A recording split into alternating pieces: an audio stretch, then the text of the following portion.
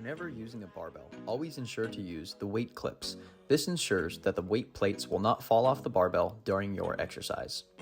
There are a few key components to the perfect squat. First, get up and underneath the barbell with your hands slightly wider than shoulder width apart, gripping the bar. Then put the bar on your upper back. Make sure you don't put the bar on your neck. Squat down like you're sitting in a chair. Put the majority of the weight towards the back part of your foot and scoot the hips back.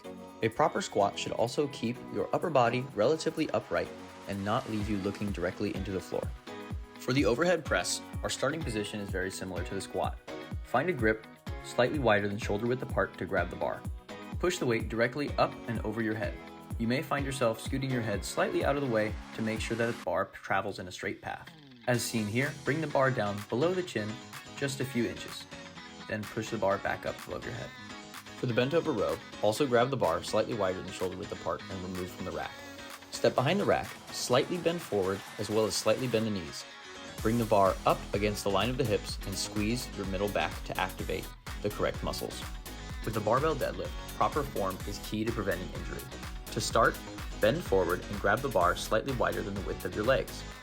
With the knees bent, lean forward into the bar and then drive straight up through the heels. Make sure during all repetitions of the barbell deadlift, our back remains straight and does not arch or round. Keep the core nice and tight, as well as the shoulders tight that are leaning into your hands, gripping that bar with good stability.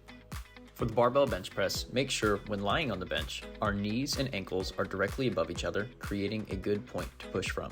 Also, slightly arch the back so that your hips and shoulders are touching the bench, but the middle of your back is not.